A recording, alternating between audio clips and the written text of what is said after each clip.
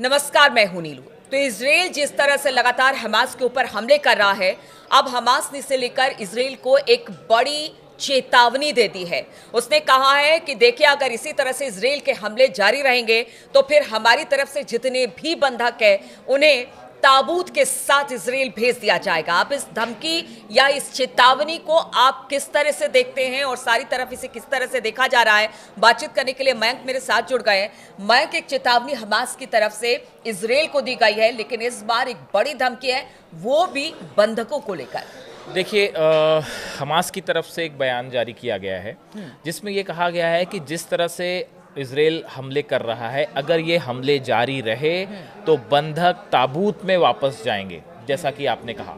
अब देखिए, ये बयान क्यों आया, ये हमास क्या कहना चाह रहा है, इसको समझने की थोड़ा ज़रूरत है कि हमास का कहना ऐसा है कि देखिए, जो बंधक हैं ये तो हम डील के ज़रिए पहले ही जो वार्ता चल रही थी, सीज फायर चल रहा था, हम छोड़ने के लिए तैयार थे।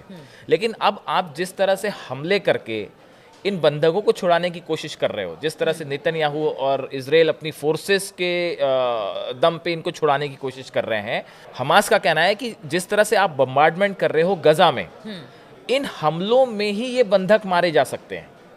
अच्छा, देखिए, ये कुछ हद तक ये बात जो है, इसको इंटरनेशनल मीडिया में जो एक्सपर्ट्स हैं वो कुछ हद तक इसको बड़ी गंभीरता से ले रहे हैं। देखिए, क्या चतुराई दिखाने की तो कोशिश की है हमास ने, देखिए हो ये रहा है कि इजराइल की तरफ से बहुत हैवी स्ट्राइक्स हो रही हैं, चाहे वो एयर स्ट्राइक्स हो, चाहे वो ड्रोन अटैक हो, चाहे ग्राउंड फोर्सेस काम कर रही हो।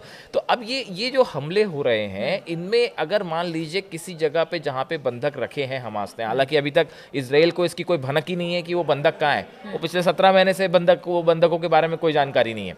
लेकिन हमास का कहना ऐसा है कि देखिए, आप जो बम बरसा रहे हैं हमारे ऊपर, अगर ये बम उस जगह पे गिर जाते हैं जहां पे बंधक रखे गए हैं, तो इसके जिम्मेदार फिर आप होगे।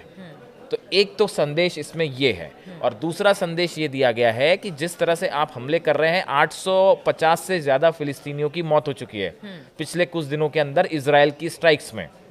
अगर ये हमले नहीं रुकते हैं तो फिर बंधक आपको ताबूत में वापस पहुंचा दिए जाएंगे। तो एक प्रकार से हमास की तरफ से ये, हम इसको आखिरी वार्निंग कह सकते हैं, आखिरी चेतावनी कही जा रही है। ये ऐसा माना जा रहा है कि जल्द ही इन बंधकों को लेकर कोई एक बड़ा निर्णायक मोड़ जो है उस पूरी इस लड़ाई में आता दिखाई दे रहा है। चूंकि आप ये बात कह रहे हैं, अब हमास की तरफ से ये बात सामने आई है, लेकिन मयंक, एक बात सामने आ रही है कि देखिए, गजा में हमास को लेकर थोड़ा सा प्रोटेस्ट चल रहा है इस वक्त, क्योंकि उनका ये कहना है कि हमास को इन सब चीज़ों से अलग कर देना चाहिए। तो अब हमास को भी लग रहा है कि जिस आवाम के लिए वो लड़ रहे हैं, लड़ाई कर रहे हैं, अब वही अगर उनके अगेंस्ट चली जाएगी तो शायद यही वजह है कि उन्होंने अब एक निर्णायक बात कही है। देखिए, ऐसा प्रोटेस्ट तो नेतन्याहू के खिलाफ भी हो रहा है। हाँ, वो भी कल जो है वो सबसे बड़ा प्रोटेस्ट जो है वो इजराइल में हुआ। तो हम लगातार नेतन्याहू के खिलाफ इतना बड़ा प्रदर्शन आज तक किसी ने नहीं देखा था, वो हुआ।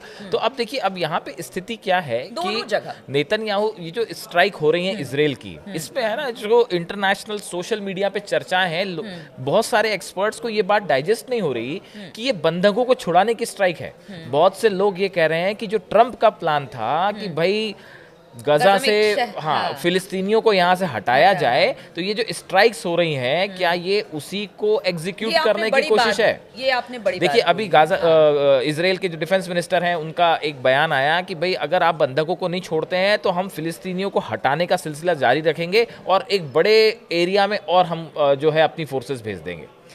तो देखिए, कुल मिला के ये है कि अगर हमास के साथ, हमास तो टारगेट है ये कह के कि ठीक है आतंकी संगठन है, लेकिन कहीं ना कहीं जो पीछे की मंशा है उसको तो उसको लेके एक्सपर्ट्स का ये मानना है कि जो ट्रंप का प्लान था, इसी को तो कहीं एग्जीक्यूट नहीं कर रहे। नेतन्याहू जो है स्ट्राइक्स कर करके अपनी फोर्सेस वहां भेज के एक बड़े स्तर पे गजा की जमीन को हथियाना चाह रहे हैं, वहां पे परमानेंटली सेटल होना चाह रहे हैं, और अमेरिका की तरफ से उसको बैकअप है। आप खुद सोचिए, जब सीज फायर से बंधक छूट रहे थे, आप किसी चीज को अगर वार्ता करके छुड़ाना चाहते हो, आप अगर वहां वाकई पीस चाहते थे, भाई हमास तो इस बात के लिए भी डिसार्म के लिए भी जो इजिप्ट का प्लान था उसमें यही था प्लानिंग कि भाई हमास जो है वो गजा से हट जाएगा। बिल्कुल, हाँ। सत्ता जो है वो गजा के लोगों, हाँ। फिलिस्तीन के लोगों के हाथ में हाथ होगी और इसको हमास को डिसआर्म कर दिया जाएगा। ये हथियार छोड़ने के लिए तैयार थे। तो बात तो एक परमानेंट पीस की तरफ बढ़ रही थी, बंधक छूटे जाने थे, लेकिन सेकेंड दौर की बातचीत क्यों नहीं हो पाई? क्योंकि नेतन्याहू ने अपनी तो नई शर्तें लगा दी हम उसमें। वॉर स्ट्रेटजी माने कि बिल्कुल पहले वॉर स्ट्रेटजी है, पहले बिल्कुल। बातचीत कर ली गई, जब लगा कि देखिए, बातचीत से अब कुछ नहीं होगा तो अब हार्ड स्टेप देखिए, कुछ एक्सपर्ट्स का कहना है, हमारी राय नहीं है, कुछ एक्सपर्ट्स अपनी राय रख रहे हैं, जो उनका ये कहना है कि अगर ये सीजफायर हो जाता और परमानेंट पीस अगर गजा में हो जाती तो नेतन्याहू इजराइल का प्रभाव गजा के ऊपर से हमेशा के लिए खत्म हो जाता। वो अपना प्रभाव उस जगह से खो देते। जो एक बढ़िया एक गजा को लेके एक बड़ा प्लान है, चाहे इनके दिमाग में हो चाहे अमेरिका के पास हो, वो एग्जीक्यूट नहीं हो पाता। तो इसीलिए ये स्ट्राइक्स की गई। ये बंधकों को छुड़ाना, पूरा इजराइल चिल्ला रहा है अंदर से कि भाई बंधकों का क्या, आप जो हमले कर रहे हैं, आपने फिर से 900 फिलिस्तीनी मार दिए, लाभ क्या हुआ उससे, आपको क्या मिला? आप हिजबुल्लाह लेबनान के साथ लड़ रहे हो, आप जो है गजा में लड़ाई चल रही है, हुती अलग मिसाइल बरसा रहा है, तो आपको हासिल क्या हुआ? तो इसीलिए इजराइल में भयंकर प्रदर्शन हो रहा है नेतन्याहू के खिलाफ कि भाई छोड़िए, बंधकों को छुड़वाइए। ऐसे समय में अब देखिए, जब ये स्ट्राइक है तो अब नेचुरली एक जो है इसमें एक निर्णायक मोड़ आता दिख रहा है बंधकों के मामले में, और हमास की तरफ से साफ कहा गया है कि देखिए अपनी स्ट्राइक्स रोक दीजिए, वरना ये बंधक ताबूत में वापस जाएंगे। बिल्कुल। तो क्या वाकई इजराइल अपने बंधकों को छुड़ाना चाहता है, या फिर अमेरिका जिस स्ट्रेटजी के साथ गजा में काम करना चाह रहा था, ट्रंप ने जो बात कही थी, क्या उसी को लेकर अब अमेरिका और इजराइल साथ में काम कर रहे हैं?